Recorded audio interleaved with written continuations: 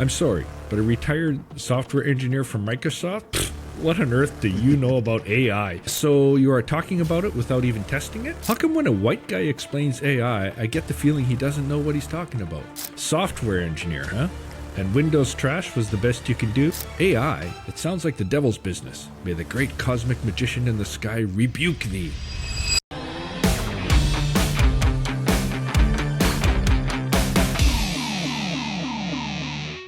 Hey, I'm Dave. Welcome to Shop Talk.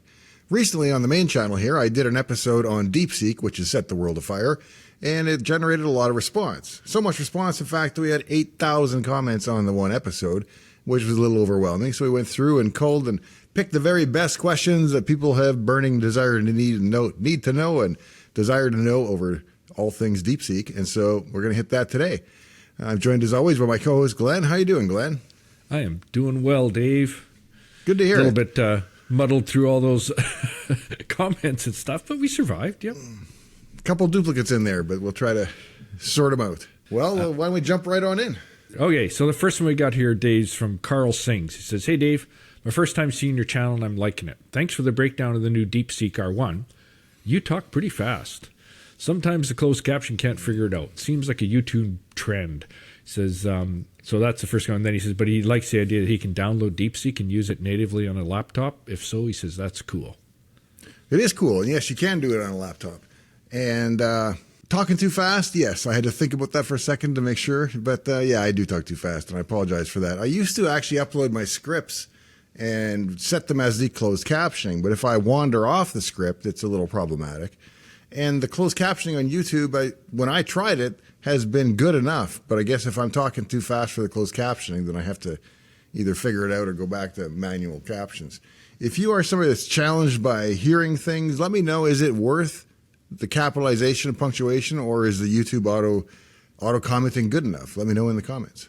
I'm curious. Great. Andy Z, or Andy Z, maybe he's north of the border. Great. Really appreciate the engineering non-conspiratorial approach. But did you say that it's distilled? What does that mean? Does it mean it can only be made based on first very expensive models? I really don't understand those things. And then he goes on a little bit of sort of, you know, as an American, you're trying to reach your audience. Finally, he says, if you mean to reach a larger audience than your American brothers and sisters, could you please talk a bit slower? Great channel. You got me subscribed at the first minute. Cheers. So maybe that's an issue too, the closed captioning or the speed it might be for, you know, non-native English speakers of the North American variety of that language, or? Yeah, I know that if you're not a native English speaker, I'm probably a little hard to follow. Probably easier during the Shop Talk ones because I'm thinking as I talk and forgetting what I was going to say, and slows me down. But when I know what I'm already going to say, I do tend to rush through it. Then it's something I've tried to work on, and I will continue to work on. Yeah. It might even be more of an issue in these sort of Shop Talk episodes too, because we're sort of familiar with each other and riffing a bit more. So yeah. Next one here, JD Shalag. So you are talking about it without even testing it? No. Did several episodes on how to install, use, test, and operate it and all the various models. So yeah, I tested it first. Oh, maybe Chris Zeus will get us back on here. I'm sorry, but a retired software engineer from Microsoft? Pfft, what on earth do you know about AI? You barely had internet or even a computer when you retired. Yeah, I'm from Microsoft. I'm not Rumpelstiltskin. I didn't go to sleep when I retired and stopped learning. So yeah, I know a little bit. I don't profess to be an expert, but I think I know enough where I can distill the important topics down and give them to people that are smart, but may not have the background knowledge on the topic. So I'm not professing any particular level of expertise in the topic, but I'm a couple chapters ahead of the students in that sense at least, and so I can give you kind of what you need to know. Yeah, and if that was meant maybe as a tongue-in-cheek sort of hey boomer thing, I mean, it barely had internet or even a computer when you retired. Well, I would say the 10 years at Microsoft before you retired were pretty computer and internet heavy, so yeah. Well, not so much internet. I mean, the first 5 years there was, when I was in college, we had internet, but it was Gopher and FTP and Telnet. It was not the web. And then the web started coming in about halfway through my career, and that's when Microsoft kind of pivoted. But Yeah, we had the internet for the last half of my career. So, Well, I guess that's the other thing to maybe clarify too. You were a retired Microsoft engineer, but when you retired from Microsoft, you went on and ran your own business. You and your wife. yeah, for and I've been another writing 10 code years, ever so. since. So, Yeah, it's all relative, but hey, we have fun. I like this one, Dumbledore McCracken. Did DeepSeek write the script? no, DeepSeek did not write the script. And then Mock Daddy. We usually get one of these sorts of questions in every episode, so I'll throw one in here. Can DeepSeek help me decrypt my BitLocker drive without a key or password? No. Even if it could, help you attack encryption and stuff, the BitLocker stuff is hardware encrypted, so there are no exposed hashes. It's like a black box.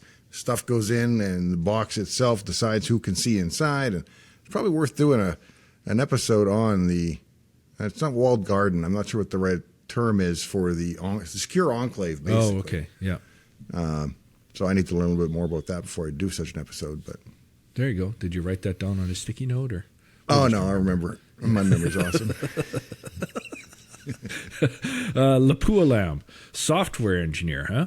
And Windows trash was the best you can do? So impressed, tech guru. Well, I'll tell you what. Make a video about the operating system you worked on, and I'll evaluate it. Then I'll give you my thoughts. Yeah, we'll provide some comments and the feedback. Pablo Generis. Hello, I wish to start investing, but I don't know where to begin. Any advice or contact for help? Investing advice. So that's a first. But it totally depends what age you are. I would say the simplest plan that I would follow is to first pay off any revolving debt that you might have, and then you can start investing and saving whatever amount that you can save. And I would probably put it into S&P 500 index funds. And if you're feeling a little more aggressive and you're younger, put some mix of it in the NASDAQ, which is more technology based and a little more volatile. And you don't have to get much fancier than that if you're in it for the long term. And then leave it alone. Yeah. Trade like a bastard. Daily. Yeah, you want to start off on day trading. Yeah. Woz Slater. AI, it sounds like the devil's business. May the great cosmic magician in the sky rebuke thee. So If you're all right with it, give me no sign whatsoever. That will be done. Jay Gonzalez. How come when a white guy explains AI, I get the feeling he doesn't know what he's talking about? That one was over my head. To answer it literally, I would say that's because you're prejudiced, and because it's based on racism, it's racist. How's that? Okay, and then the last one here, and we'll move on. User CW3NB8RC9E. You did not explain anything. What is R1? How does it work? I think we'll get into that as we go through here, but that was sort of the point. Yeah, we should ask that one last after answering all the questions to see if it still sounded relevant or not. I just threw it in there because it's a little bit sort of critical, and I like to have a bit of fun with those. And some of them I think are serious, some are maybe in jest. So let's get. So these ones are more sort of about model size and some technical stuff.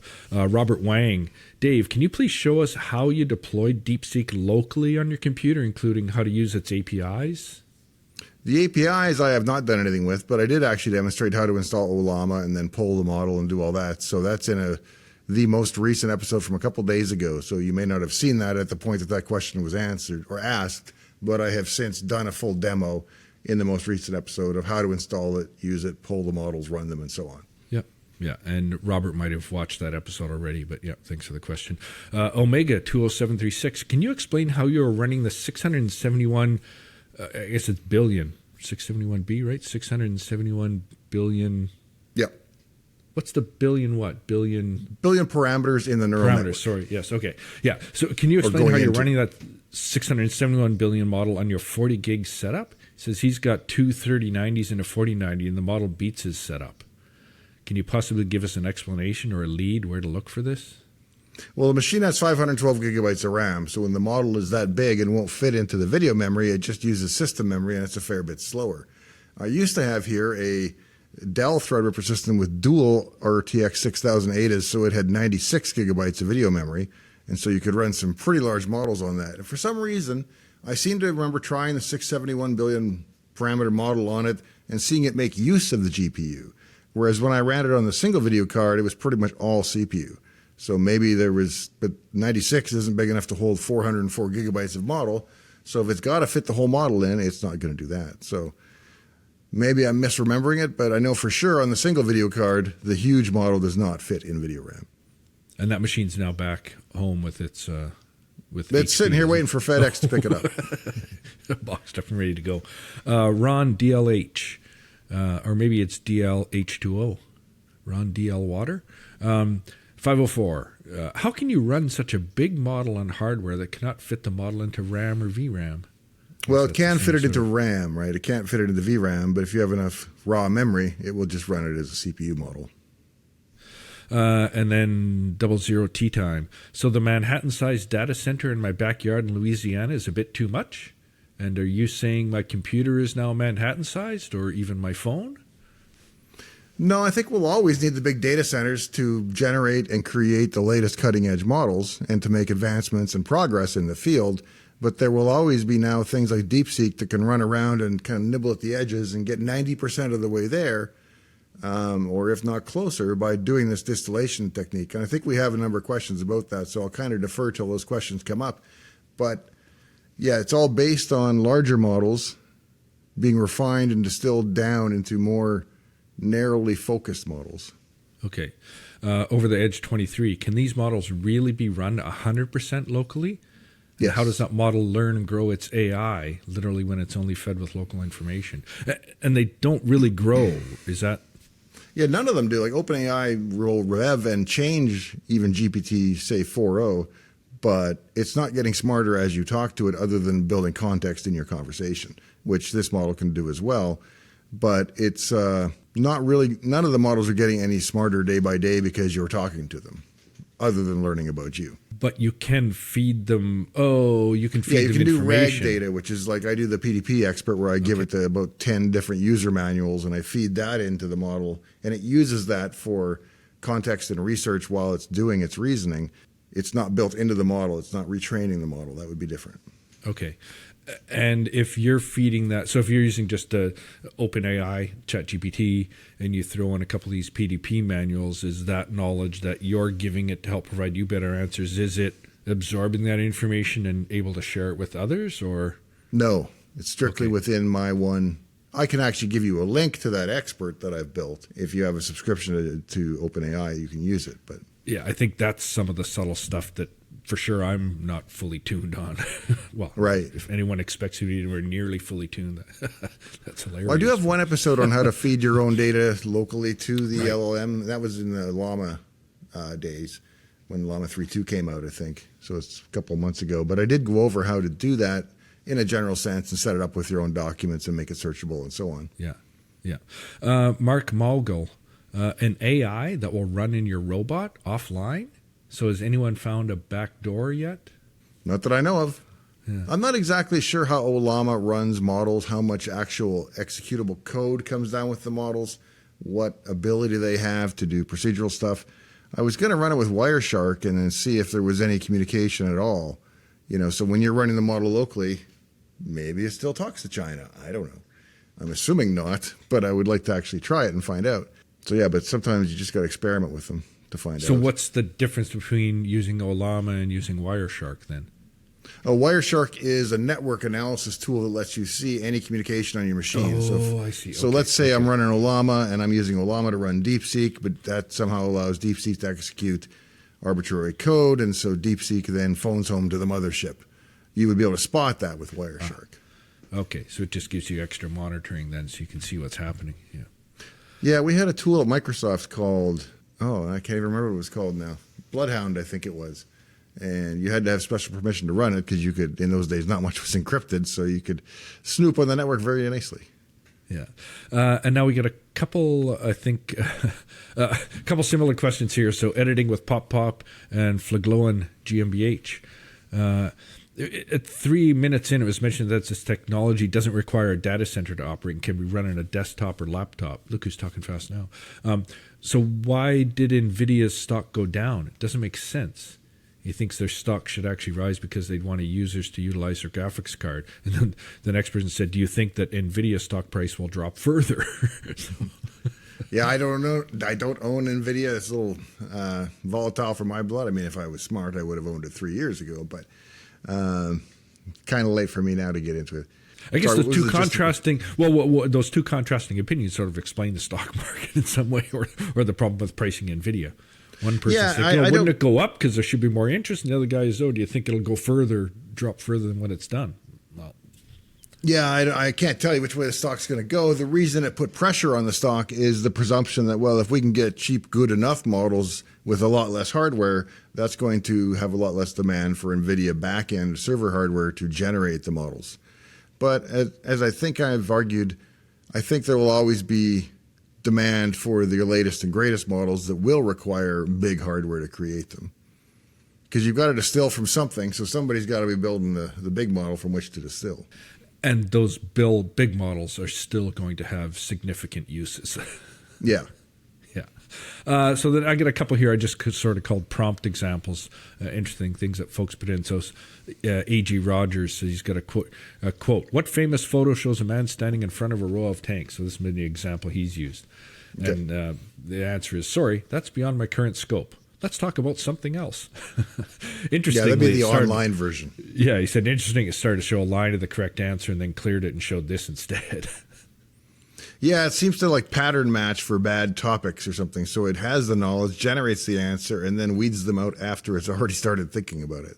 But the local one doesn't seem to have those kinds of restrictions. So he must have been using the online DeepSeek. Okay. And then D.N. Weeb's got one here. He says, here's a test question that he likes. Where in the cockpit is the throttle control for the Sopwith Camel? Of course, we all know what a Sopwith Camel is. It's a World War II. Yeah, that's the plane that shot down the Red Baron, isn't it? Yeah, it's a single seat biplane. The right answer, of course, he says, is that the Camel doesn't have a throttle at all. The early models had a magneto ground button that grounded all Yes. the magnetos and killed the engine entirely. And later models allowed grounding of some of the magnets to kill those cylinders. But the Camel never had an actual throttle control. But he says, but every language model I've come across answers that question very confidently with a completely made-up answer. I saw that question. I went to ChatGPT 4. I don't think I even used the new O3 Mini. I just used 4. And I asked it that question, and it told me that there was a throttle, and it was on the left-hand side, but that it's not a conventional throttle. It's an engine kill, which sounds like a magneto ground. So it just grounds the magneto out and stalls the engine out or kills power while you're hitting the quote-unquote throttle. So it's still a throttle because it throttles the motor, but differently than what you would accustom. There's no throttle blade restricting air, or there's no fuel delivery change. It's just killing the spark. So Yeah. It's depending on how you look at it, it's a type of throttle, maybe not technically the specific type of throttle mechanism that you're more aware yeah, of. and I of course did not know this. I'm not a Sopwith Camel Yeah, expert, yeah. but Yeah. ChatGPT Well, now you did seem are. to know. Yeah. Yes, now I know. I'm one chapter ahead in the Sopwith Camel book. Now I've got a section that I'm calling China, or the CCP, the Chinese Communist Party. So this is just sort of general comments at all, mentioning sort of the sort of Chinese concerns. So Gimme Lloyd, R1, interesting name for a Chinese product, as most Chinese speakers cannot tell the difference between the sounds L and R, which is why the American soldiers could locate Charlie so easy. For the next act, China will leave a large wooden artificially intelligent horse outside the gates of D.C. Well, I don't know what to say about that, but I remember reading a good book by Steven Pinker called The Language Instinct. And in it, he's got a chapter about early development with babies and learning language. And in Japan, because they don't use the R and L sounds, it's not that they can't produce them. It's just that, well, they probably can't now as native speakers because they didn't learn them in their youth, especially as babies. Because by the time you're, I think it was 18 months, if there was no sounds, you would not be able to distinguish them after. And you could learn to a certain point, but after puberty, it was kind of hopeless. Kind of like rolling R's. Yeah, probably. Yeah, unless you got some French or Spanish in your family, the rolling the R thing's probably not a lot of folks from Saskatchewan rolling their R's. Yeah, I'm not going to try. Really? Yeah. Aerial Visionary. DeepSeek is a great example of how paradigm shift works. When Silicon Valley tech firms laid off hundreds of thousand employees in 2023 and continued laying off in 2024, some of the best and brightest of those employees returned to China. How much experience and knowledge did they take with them? So we have this major disruption in the AI market that changes the playing board. Not sure how much of a factor that is, but... Yeah, to my knowledge, I don't think any of the people that were working on this were returning from American jobs and went back to China and worked on DeepSeek, at least none of the famous or names that we've seen. And presumably when they laid off a whole bunch of people, they didn't lay off their best and brightest. You hope they applied some merit to the system. So whether that caused a flood of engineers to go back home and create DeepSeek, I don't think so. I mean, it's a possible theory, but I'm not going with it myself. But I think the Chinese have a pretty solid track record of looking at what other people have done. Yeah. Trying it and then making it work and figuring things out. Right. Jean Leroux. If the Chinese are so sure about their advance, why did they not publish this in a couple of months or a year for maximum damage when Stargate is on the way and the U.S. is fully committed? Oh, because they were holding on to it until we shut down TikTok. Didn't it happen like while TikTok was down, basically? It's like, what? No TikTok? Well, then try on DeepSeek. See how you like that one. What was it down for, about 36 hours or not quite? Not even, I don't think. Yeah. Marketing Genius 2, because there's a Marketing Genius 1. He's the second one. That's his Maybe dad. there's a third. I don't know. Yeah. Do you believe China that it was that cheap to produce? I have my doubts. I have no proof, and I'm not going to just say that it's not true because I don't know. I'm going to assume people with more expertise can know whether or not you could train this model or distill it down on that type of hardware for that cost. I've never done that kind of thing, so I'm not going to make a guess as to whether it's possible, but somebody should know. Yeah. Yeah. That's 2 chapters from now. Michael Mako, great primer, thank you. Should we be concerned at all about data security involving China? Specifically, is there a way for the Chinese government to harvest data from users? Well, certainly if you're using their website version, yeah, everything you type goes to China, as far as I know. If you're using the model at home, in theory, none of it goes anywhere. But that's not a guarantee that I can make. That's just a presumption that I hold. Ryan Guitar Godfrey. Hey, who cares if China's claim is fake or not? Of course they have 50,000 GPUs that no one knew of. Laugh. I appreciate you making videos, man, and you make money out of people watching videos, whether this crap is true or not. Do a little research first, though. Did you really download and use this app? I mean, let's be real. Did you really believe a claim from China? Serious question. Not sure. Nicely put. Yeah.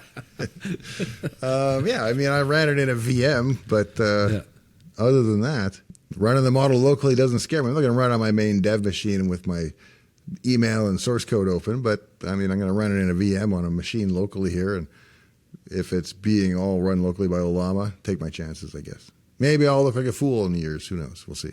Well, yeah, I wouldn't be so paranoid if everyone doesn't know what to get me. Exactly. Paul Harris, how about the privacy issues for users' data directly in the hands of Beijing? If TikTok is a national security risk, what is DeepSeek when it has access to everything you do on your phone or computer?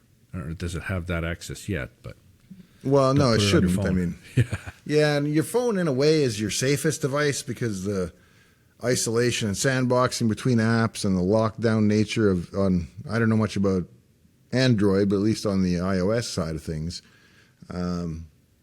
it's also your most dangerous place to run it because you've got so much of your personal data on the phone. And yet it's the most locked down place you have to run it. So I just probably would not run an app like DeepSeek on my phone or my main desktop for that matter. And David Pan again talks, I think, sort of harkens back to stuff we talked about. What model did you test, and why is my model refusing to answer almost any questions on the CCP, the Chinese Communist Party, would not be happy with? I guess he's using the online one. Yeah, he must have been using the online one. And when I'm saying, I'm not saying don't use the online or the model at home unless you have, but if you have really sensitive information, maybe don't mix that with any kind of foreign application. Or any kind of application. Yep. Do your Depends own how thinking, sensitive your right? data is. Yeah. Yeah. I like this. Isley 1401. Chat 2CP or Chat CCP? No way, Jose. Too bad, comrade. Yeah, hard no for Isley. Have a nice day. Did he say they are more prone to hallucinations? Excuse me. I'm not sure. Is that a question? I think they are more prone to hallucinations because they lack some of the depth of knowledge and the breadth of knowledge that the bigger models have. And so when they get into an area they don't know as well, they're going to embellish. So, And that, Dave, is my segue into the section I now call distillation. ooh, okay. I didn't know it was going to work like that, but that was nice. So I'd like to take credit for it, but no, just kind of happy accident. Sir Lancelot, exactly how did it connect to the big boys to distill their data in order to train its own model? Yeah, that's something I don't know. Now, if you're using the Llama models, they're open source as well, and you can download them and run them, so you could just beat on those models as fast as you wanted to. But when it comes to OpenAI, I'm not sure how they would use it other than, get a subscription, buy credits. But to run enough queries through it to be useful in training the model, you think that would be pretty evident. So how you run enough to make it meaningful, that I don't really know. But I'm guessing they did some. Yeah, they did something. Stellar Space Traveler. Based on your explanation of how DeepSeek R1 was created using pre-existing LLMs, doesn't that imply that DeepSeek R1 would not exist without the pre-existence of the others? Yep. That's how it works. That's how it works, eh? I mean, it could be trained up with just organically, but it's not. It's also built on this distillation and council of expert models helping to build it and refine it. So it would not be the same without the big models, for sure. Buzzabee. If the cheap one was trained using the expensive, can it truly be said that it was cheap? Well, yeah, because you can read it in the encyclopedia for cheap. Yes. Yeah, you might require that as an input, but it doesn't mean that it's not still cheap. If you read the encyclopedia and remember it all, it's like, hey, I went to the library. It was really cheap. Yeah. Jerry Hu. If distilling is so easy, why is not OpenAI or Meta doing it? Or will it be? I presume they will be. I would imagine that O3 Mini might be a distillation of O3 High as opposed to just being a smaller model. Maybe they're going to start distilling from their larger models down to make more specialized smaller models. Or I would like to see, take the biggest, baddest model they have, but just extract the coding ability and put that in a much smaller model that can run quickly and answer coding questions with great accuracy and high speed. Fishhooks. Fantastic distillation, Dave. Do you see what he did there? Yeah, I see that. Question that I didn't hear an answer to in your video, though. Given that this isn't a 0 to 1, then 1 to 2 sort of innovation, but rather a 1+1, meaning that DeepSeek's built upon the scaffolding of existing models, can the U.S. players just block access to protect against the piggybacking? Probably not, because they make their models like Llama open and you can get access to ChatGPT. So you could block them from China, but they've got VPN too, I'm sure. So, okay. And Robert Jonka, did they use OpenAI models to train DeepSeek? And if true, then saying they could achieve it with less compute is not true, which I guess is sort of what we're saying. That, yeah. Well, no, the model that they built, they trained with less compute. They took advantage of existing models. And so, yes, they are dependent on models that have already had the compute passes run through them. But that's semantics. You can argue that one from both sides. And I'm not going to. Oh, let's do that. Come on, let's do that. The next 10 minutes, my diatribe on it. We go back and forth, yeah, and then we argue against what we said previously. T.R. Bolin. DeepSeek might be cheaper and more efficient, but let's not confuse a derivative app with the foundational models it depends on. It trains on LLMs like GPT and Llama, so how can it replace the very systems it's built on?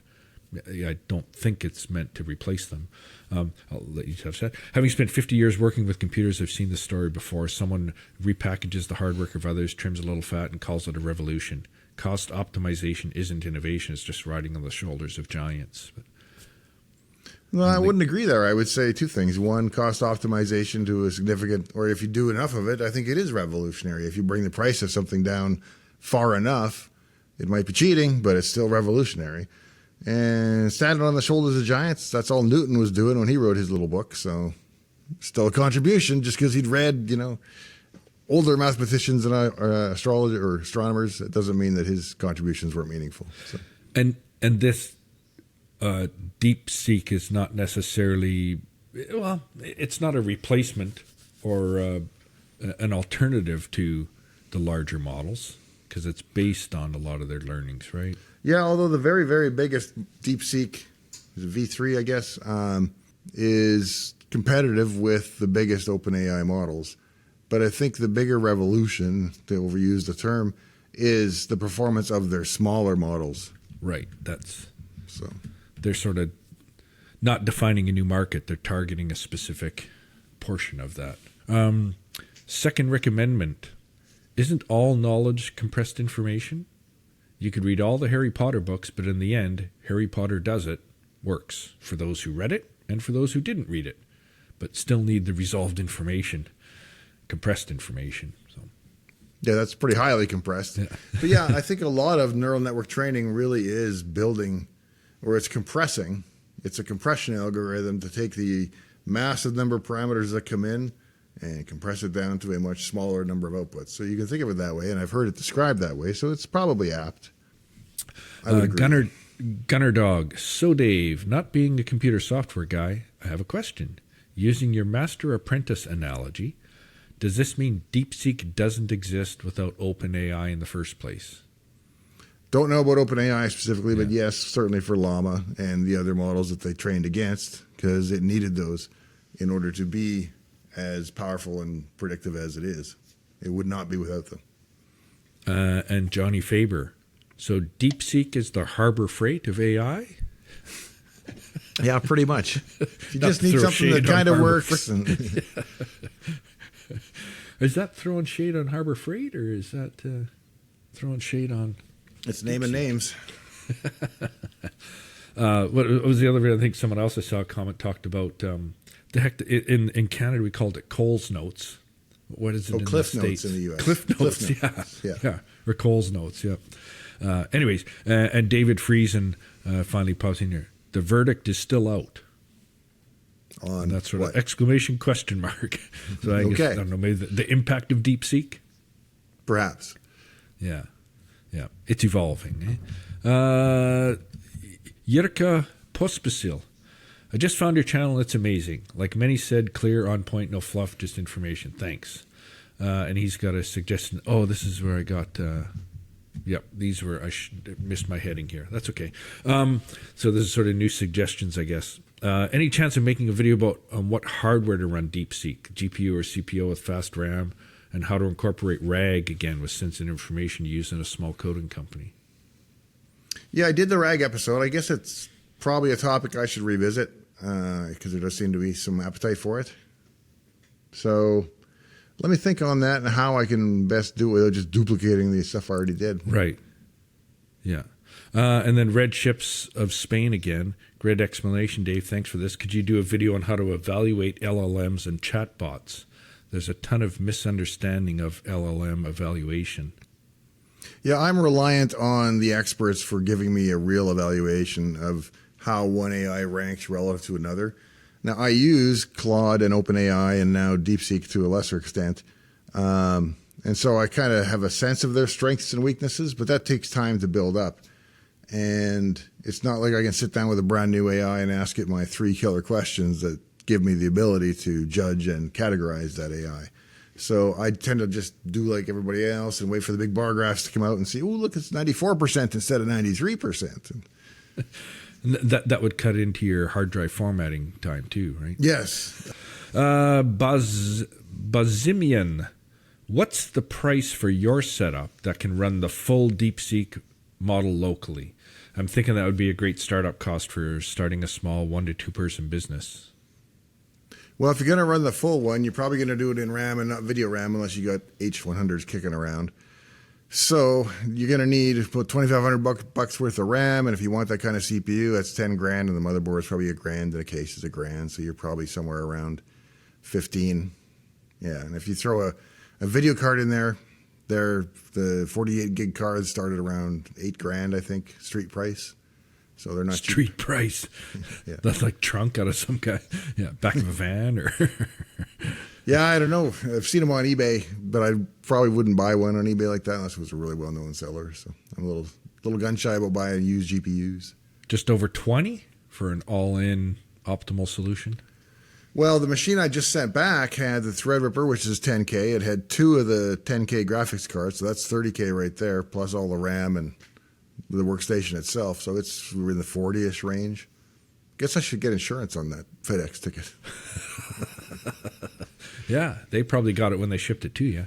Yeah, they sent a call tag for it, so make sure it comes back. Yeah. Borg IA2. What platform is best or good to download and run LLMs or DeepSeek on a local computer? Well, the Mac is actually really good for it because you can use the unified memory towards the video memory. So I have 128 gigs on my Mac, so I could load a model that's 80 gigabytes, whereas on a PC, that's going to be really expensive and hard to do. Not that a Mac is cheap and easy, but cheaper than loading it up with a bunch of graphics cards like that. Right. Yeah. Yeah. Greg Wang, I've seen quite a lot of people here explaining how this thing works and made numerous comparisons between this one and the US bigwigs. So how is it a threat if so many gurus have learned this thing inside out? Well, just because now anybody can do it. Yeah. It's not a Chinese secret, ancient Chinese secret. Remember those ads? Yeah.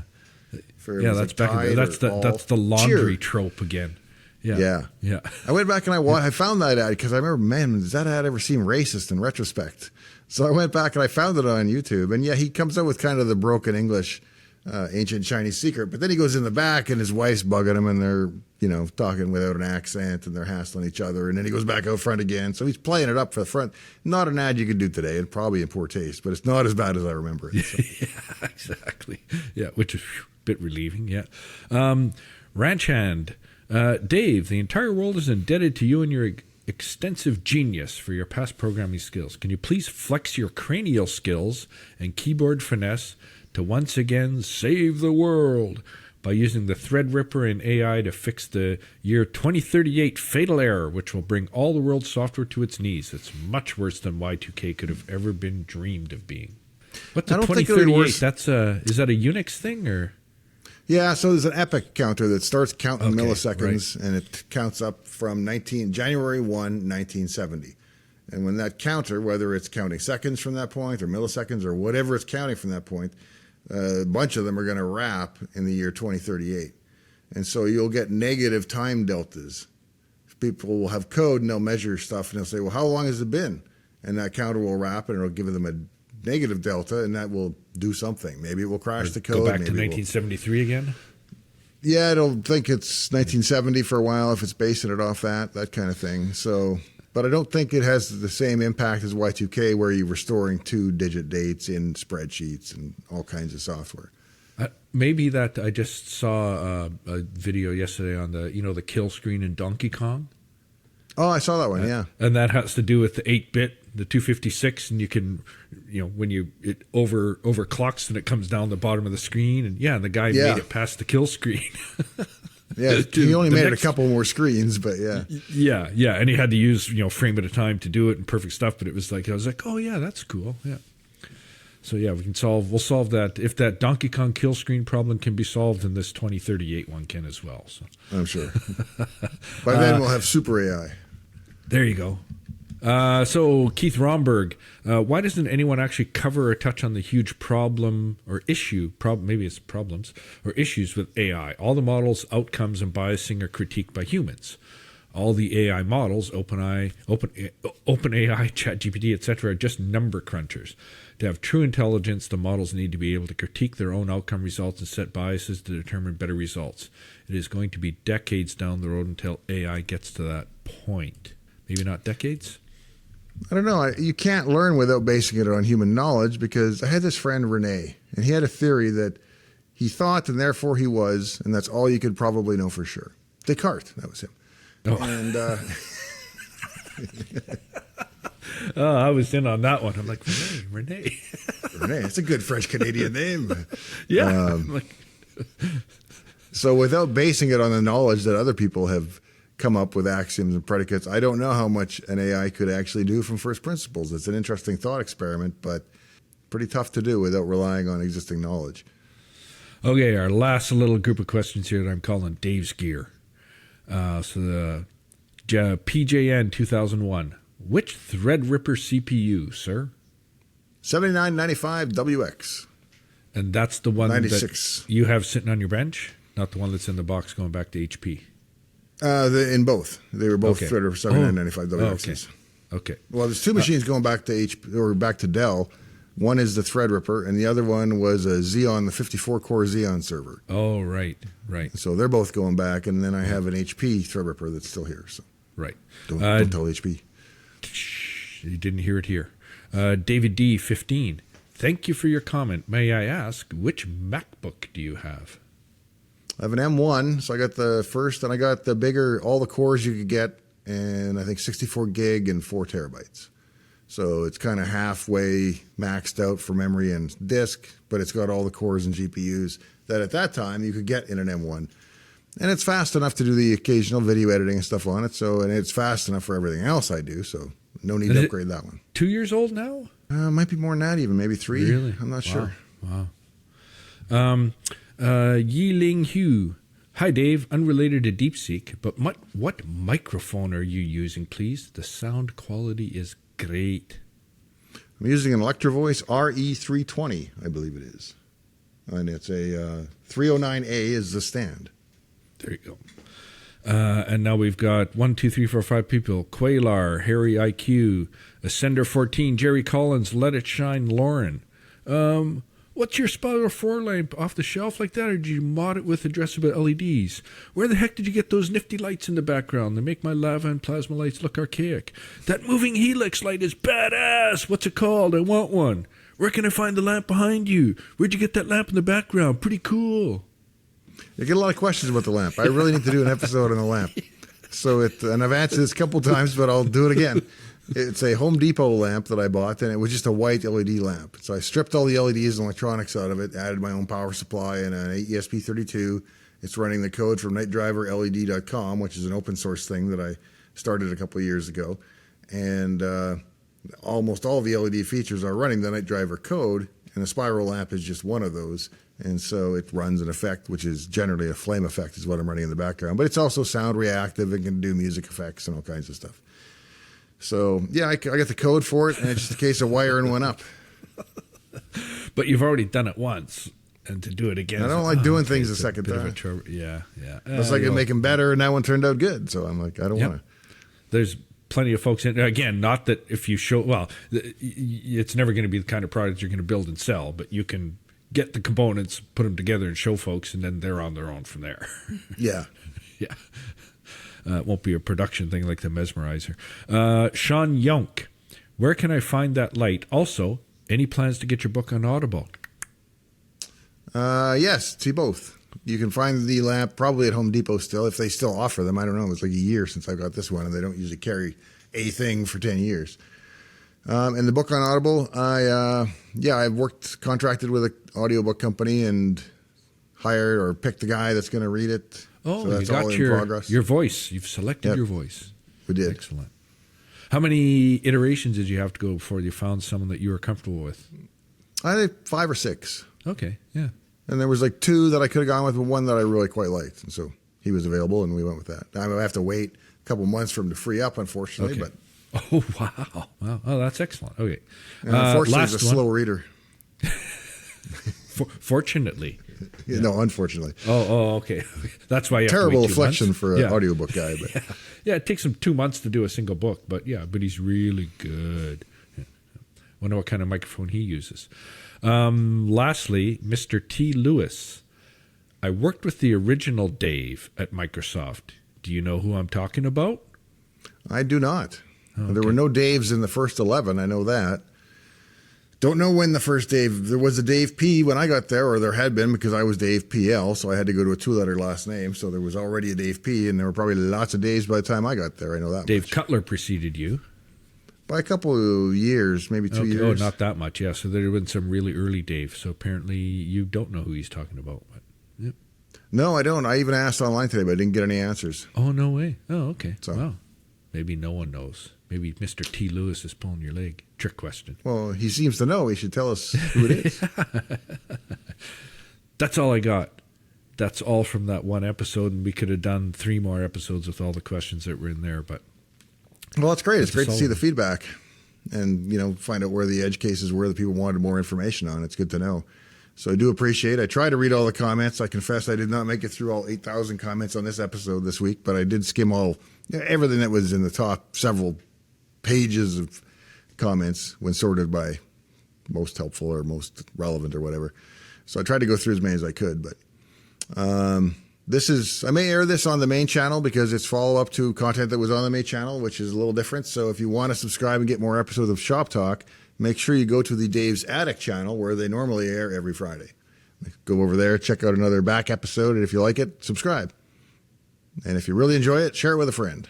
And the way this works basically is when you put in comments and you get a question in there with a question mark, that's who we pull from, the stuff on Dave's Garage and Dave's Attic. And then we do this weekly show answering questions that come from previous episodes. So subscribe to both. Put the bell on for notifications. And if you have questions, pop them in there and we'll try and grab them out and answer them here.